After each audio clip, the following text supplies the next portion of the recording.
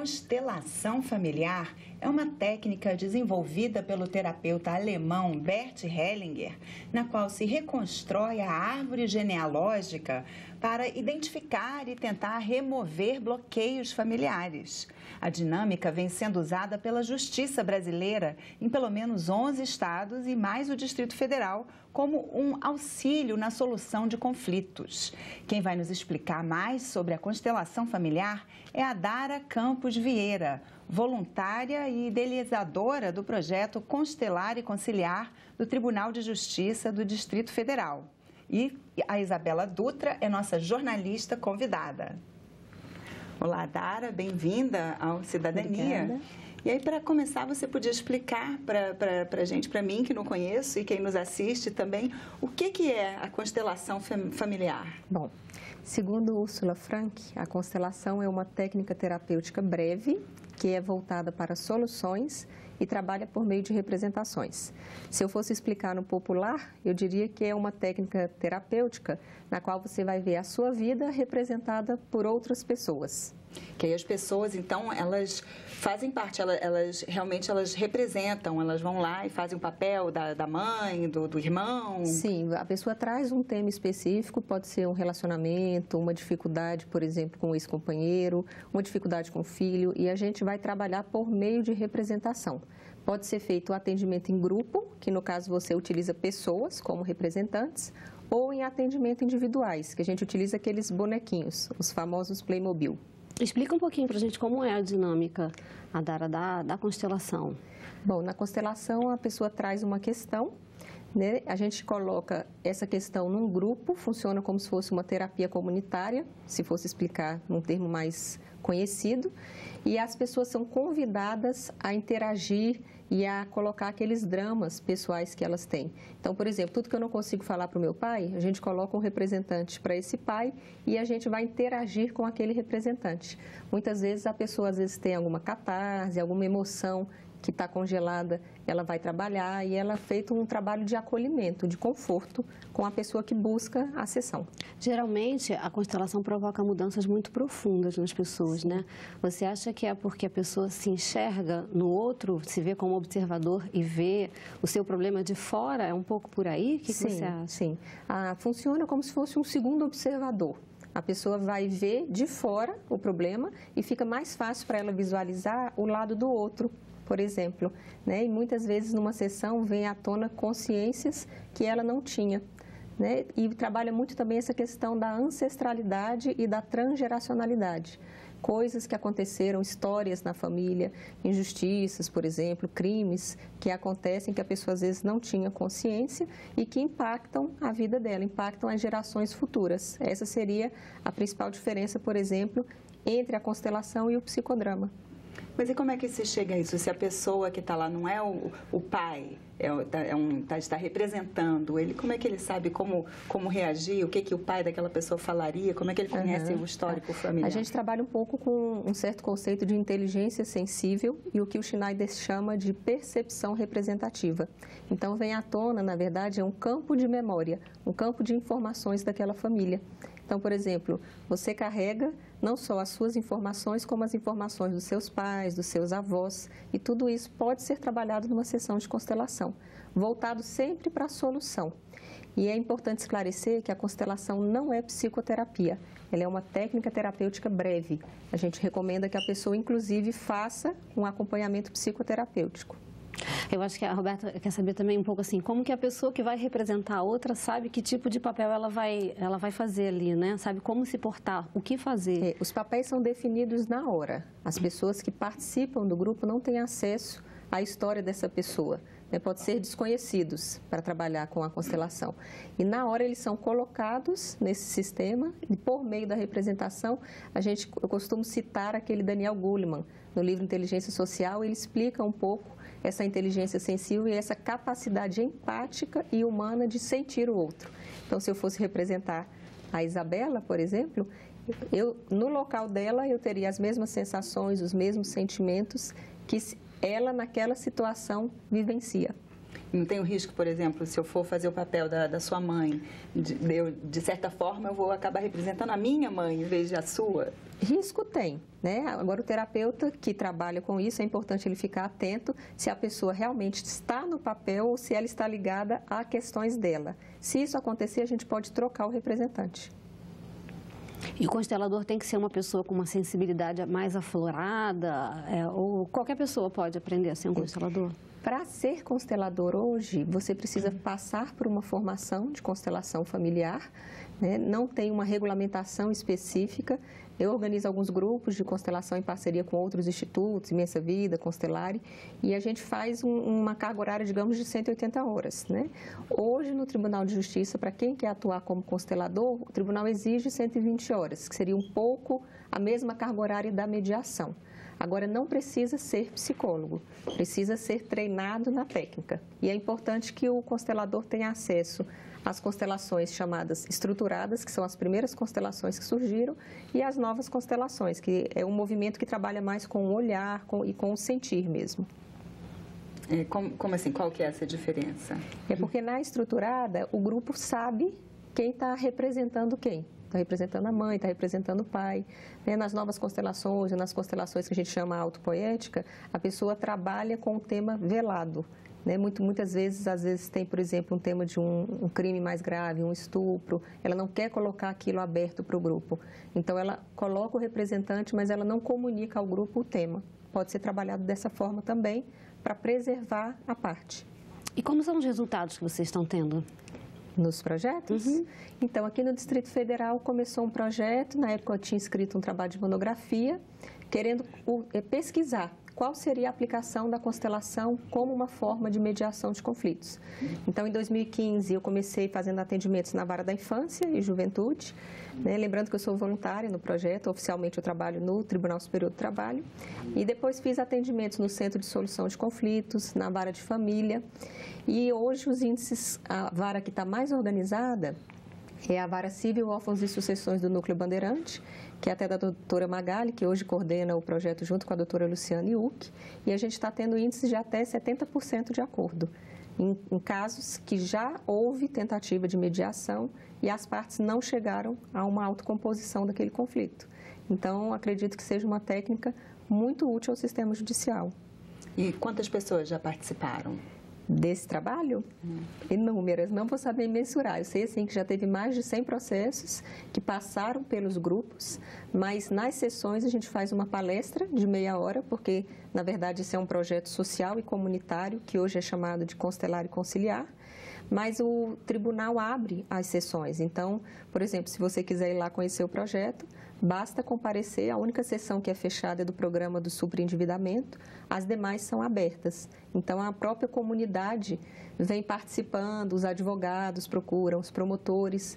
Tem advogado no DF que está até peticionando aos magistrados, solicitando que a parte seja atendida por meio da técnica, exatamente por ver, pelos resultados já estarem aparecendo, por essa facilidade no diálogo. E como foi a aceitação inicial, assim, levar uma técnica tão diferente para um tribunal, eu imagino que deve ter sido uma coisa assim. Sim, no começo sempre tem resistência, eu acho que o importante é a pessoa nunca desistir, Eu levei vários nãos antes de levar o primeiro sim, Mas o projeto já acontece não só aqui no DF, como em outros estados. Então, no interior da Bahia começou com o Dr. Sami. Em Goiânia tem uma psicóloga que até minha colega, a Rosângela Montefusco, que faz no Centro de Solução de Conflitos. Em Rondônia teve uma turma de juízes que se formou. No Rio tem a Ruth, que está trabalhando. Em São Paulo tem uma equipe que trabalha no interior também, em São Vicente. E em Recife tem o Pelisoli, que faz, inclusive, dentro dos presídios. Então, não é algo só no DF. Agora, no DF, o projeto, eu diria que está mais organizado, porque foi o primeiro tribunal que abriu um edital, abrindo a oportunidade de outros voluntários virem compor a equipe. E o nosso edital saiu agora em março, eu e a doutora Magali fizemos uma espécie de treinamento e 3 voluntários foram selecionados, que é o Luiz, a Miriam e a Vanessa, e vão estar colaborando nos atendimentos nas unidades e nas varas. Então, o projeto começou com uma unidade, que é a Vara da Infância e Juventude, que na época o ministro Nefe Cordeiro, que foi meu orientador, me ajudou nessa pesquisa, nesse pedido junto ao tribunal para a gente fazer essa pesquisa, e hoje já tem mais de 13 unidades que estão utilizando a técnica. E isso o fato de usar essa dinâmica na justiça é uma coisa brasileira, porque o Hellinger é alemão, essa técnica é usada no mundo todo, mas essa aplicação na justiça foi uma inovação daqui? Não, muitas pessoas falam que foi, mas não foi, né? No ano 2000, o Cohen, que era eu não sei a formação dele, não sei se era cientista político, mas ele chegou a aplicar nos presídios norte-americanos. Ele tem até uma tese de doutorado que a gente acha na internet que deu origem a um livro, né, que é a Constelação no Sistema Prisional. E já me falaram, mas eu não consultei os anais ainda, de um seminário que teve em 2004 em Köln, na Colônia, na verdade, na Alemanha, e que tinha uns advogados alemães que aplicavam em alguns casos. Eu ainda não consegui os anais desse seminário, mas conheço colegas consteladores que estavam e que falaram que esse trabalho foi apresentado, né, já era conhecido lá fora. E na Espanha tem um curso em Pamplona que chama Mediação Sistêmica. Então, assim, lá já está sendo ensinado nas universidades a mistura dessa questão de utilizar técnicas da constelação na mediação de conflitos. E como que os casos são escolhidos aqui? Por exemplo, uma pessoa tem um processo no tribunal, como que ela vai, se ela quiser fazer uma constelação, como que ela pode fazer isso? Ou são vocês que escolhem? Como é? A vara tem que estar cadastrada no projeto Constelar e Conciliar. Na página do tribunal tem as unidades que participam. O juiz que faz a seleção. Então, o que é importante é ele selecionar por tema. Então, por exemplo, às vezes a gente seleciona, um dia a gente vai trabalhar só divórcio litigioso, na outra sessão a gente trabalha inventário, né? Na outra a gente trabalha violência doméstica contra a mulher. Inclusive, eu estou agora fazendo mestrado em Direitos Humanos na UNB e vou estudar, né, o recorte de pesquisa é o uso da constelação como política pública nas questões que envolvam violência doméstica e violência de gênero. Então, na verdade, vai haver uma espécie de convênio entre a universidade e o tribunal para que essa pesquisa seja feita com recorte nessa questão da violência de gênero. Espero contribuir, né, novamente, só que aí em outro recorte, né, que seriam questões mais delicadas, digamos assim.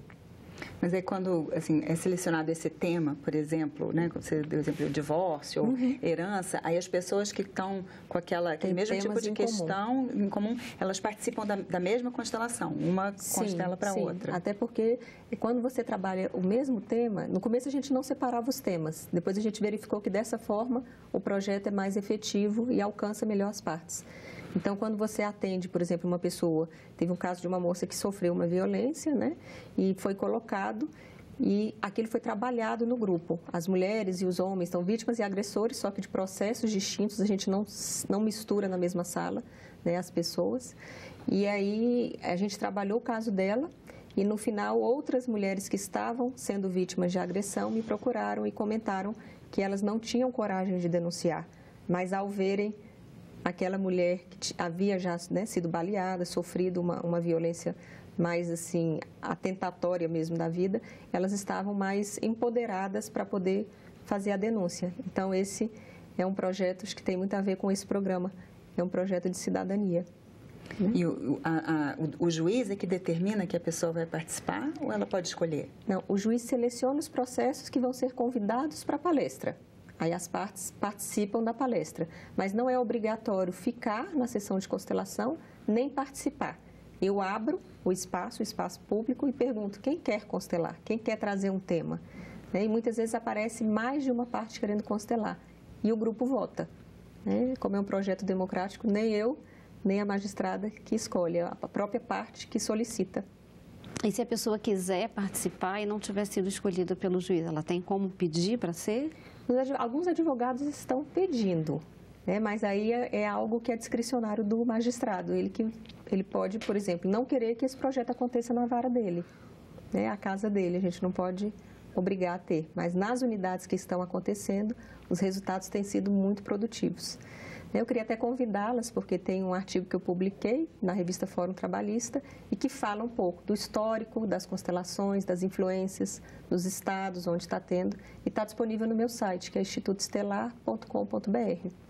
E a gente está organizando um curso, né? Estou coordenando um curso junto com o doutor Fábio, que é da Escola da Magistratura, a doutora Magali, que inclusive daqui a um pouco vai ter um módulo de mediação. E esse curso está sendo pela Escola da Magistratura, que é um curso de 120 horas, que forma consteladores Você sai como constelador, mas tem um enfoque jurídico de utilizar a técnica na resolução de conflitos. Qualquer pessoa pode participar, pode fazer esse curso. Qualquer pessoa pode participar. E aí, dentro do projeto, vocês fazem essa sessão uma semana antes da conciliação em si. Né? Isso. E apenas uma sessão já muda o resultado? O que a gente tem verificado é que a constelação inserida como uma oficina, como uma pré-mediação, tem aumentado esse percentual de acordo. Né? Agora, sim, tem outras oficinas do tribunal que continuam trabalhando em conjunto. Então, por exemplo, aqueles casos de divórcio mais litigioso é encaminhado para a oficina de pais, quando tem problema com alienação parental com a criança, por exemplo. Né? No programa dos superendividados, além da oficina de constelação, tem uma oficina jurídica sobre o endividamento e uma oficina econômica. Então, a constelação vem agregar, na verdade, a gente está utilizando como uma ferramenta a mais. Inclusive, outro ponto que eu acho interessante destacar é que eu escrevi um projeto de lei e dei entrada na Comissão de Legislação Participativa em nome da Associação Brasileira de Consteladores Sistêmicos, no intuito de que a constelação seja, né, efetivada e reconhecida como um instrumento de resolução de conflitos, como uma pré-mediação, não de forma obrigatória, como é a mediação e a conciliação hoje, apesar de eu também ver como uma política pública, mas como um recurso a mais, um instrumento a mais que o tribunal pode ter. Então, o projeto está tramitando, foi distribuído, na ocasião a relatora foi a deputada Érica Cocai, ela deu um parecer favorável e fez um pedido de audiência pública e voltou para a Comissão de Legislação Participativa. Então, acredito que esse ano ou no próximo a gente vai estar debatendo esse tema de uma maneira mais democrática. E você acha que a constelação serve para qualquer tipo de caso? Não. Eu até tenho muita preocupação com isso, que às vezes as pessoas ou não estudam ou desconhecem o tema, e eu costumo falar que não é garrafada de interior, a gente não pode utilizar como se fosse desde um câncer até uma unha quebrada, né? Em alguns casos eu acho até que não seria recomendado. Tá? Então, por exemplo, quando a pessoa está com um caso de esquizofrenia, ou borderline, algum caso que a pessoa tenha um distúrbio, eu acredito que o encaminhamento seja ao psiquiatra e não a uma sessão de constelação. Ou, às vezes, quando a parte realmente não quer, eu acho que tem que respeitar. A gente não pode nem induzir, nem forçar a parte a passar por uma sessão de constelação. Porque a pessoa precisa ter sensibilidade, casos, né? Sim, em alguns casos o ideal é que vá direto para a mediação. Tá? E nos casos que vocês usam, assim, tem algum que funciona melhor? Funciona melhor para herança? Funciona melhor para divórcio? Os que eu verifiquei que são bem efetivos são os casos de alienação parental, que seria o respeito a ambos os genitores, independente do que houve entre o casal. Né? A questão dos divórcios litigiosos também, que a gente consegue fazer com que as partes continuem brigando, não é deixar de brigar. Às vezes tem uma ilusão de que as pessoas não vão entrar em conflitos. Os conflitos vão existir. Seria lidar com eles de uma maneira mais leve, tentando ouvir o lado do outro. E nas questões de inventário, a maioria dos casos de inventário, eu costumo falar que ou alguém está se achando mais filho do que o outro, ou se achando que o pai deu mais afeto, mais amor. Então, isso a gente costuma conseguir contornar com a constelação. Tá? E é importante a constelação no judiciário, porque muitas vezes, em casos de família, casos que envolvam problemas com irmãos, com ex-cônjuges, a gente verifica que os processos, na verdade, são questões emocionais revestidas de fenômeno jurídico. Então, não dá mais para o juiz olhar aquele processo simplesmente como uma instrução processual. Ele precisa ver o que está por trás daquela demanda, o que não está dito naquela peça. E, nesse sentido, os advogados também podem colaborar bastante. Eles são fundamentais para fazer essa composição. E na dinâmica em si, quantas pessoas participam de uma vez? Depende. A gente já teve casos na Vara de Família de Taguatinga que apareceram 90 pessoas. E foi uma dinâmica só com todo mundo? Uma dinâmica só. É um grupo grande, está sendo uma grande terapia comunitária. Eu costumo até dizer que, na época, eu tinha dito que poderia ser considerado até um direito achado na rua, um pouco aquela linha de pesquisa da UNB do professor José Geraldo. Que é algo que está acontecendo ali no Palácio da Justiça e que a gente está debatendo dinâmicas familiares, dramas da sociedade de uma maneira bem harmônica e bem colaborativa. Tá? Eu estive também na Justiça Comunitária, lá a gente participou de uma aula para os agentes comunitários, que seria um pouco o que o Leonardo Boff fala de cuidar do cuidador. são aqueles agentes que saem para fazer justiça nos centros, nas cidades, estarem tendo um olhar também mais humano. Para quem está sendo constelado, então, no tribunal, você acha que não faz diferença estar num grupo ou estar num grupo menor ou num grupo grande ou individual? Você acha que faz alguma diferença ou não? Não, não. O que depende é a disponibilidade da pessoa para estar ali e para olhar, para mudar, ela tem que estar disponível. Isso seria algo que seria um requisito para participar de uma constelação. Mas não é diferente se tem alguém representando o papel que vai ter uma reação ou um Playmobil? Eu, particularmente, gosto muito de grupo. Eu sou suspeita para falar que eu gosto do trabalho em grupo. Eu acho que no grupo todo mundo é beneficiado. E você poder olhar a questão do outro, às vezes em silêncio, faz você levantar dentro do seu interno várias soluções, às vezes só assistindo. Então, eu acredito que o trabalho em grupo é muito efetivo, principalmente na forma como vem sendo aplicada no tribunal, como essa política pública mesmo de discussão democrática, digamos assim, dos casos que a gente vê no dia a dia. Agora, o atendimento individual também não pode ser descartado, porque às vezes é uma questão muito íntima que a parte não consegue nem falar. Nem quer. Às vezes ela não consegue falar nem para ela. Né? Então, a gente não pode descartar o atendimento individual. Inclusive, eu estou tentando, mas ainda não consegui, fazer com que as magistradas aceitem também consteladores que façam esse atendimento individual para esses casos, né? Por exemplo, de abuso sexual, estupro, que é muito difícil a pessoa colocar isso. Adara, você mencionou também que tem uma pesquisa na UNB que foi feita sobre a constelação familiar. Eu estou construindo essa pesquisa. Eu estou escrevendo, a linha de pesquisa que eu estou é Direitos Humanos, que é um programa interdisciplinar, e a gente vai começar a pesquisar os casos de violência doméstica e da mulher. Já fiz atendimentos, mas na época eu estava pesquisando vara de família e vara da infância. Então, agora vai iniciar e provavelmente as varas que vão servir de objeto da pesquisa é o Juizado de Violência Doméstica e da Mulher de Brasília, que é da doutora Georgina, do Riacho Fundo, da doutora Fabriciane, e estamos vendo se a gente inclui ou não a vara da Ceilândia. E você levar a constelação familiar para uma tese na academia, na universidade, você acha que aumenta o respaldo da constelação? Com certeza. Até porque, assim, a questão científica é, isso realmente funciona? Né? E aí a gente precisa ser bem honesto e tem os critérios da pesquisa que é diferente de fazer um projeto popular. Então, eu quero mesmo avaliar em que medida isso pode ser útil e se vai ser útil. Ou até chegar, de repente, à conclusão de que não, de que é melhor não mexer com essa técnica. Então, eu acho super importante ter a pesquisa, e a Universidade de Brasília é uma universidade que é reconhecida nacionalmente pela seriedade, a competência do trabalho e dos profissionais que estão lá dentro, né? Quem vai me orientar é a professora Vanessa Castro, que já tem muita experiência com essa questão de violência de gênero e de política pública.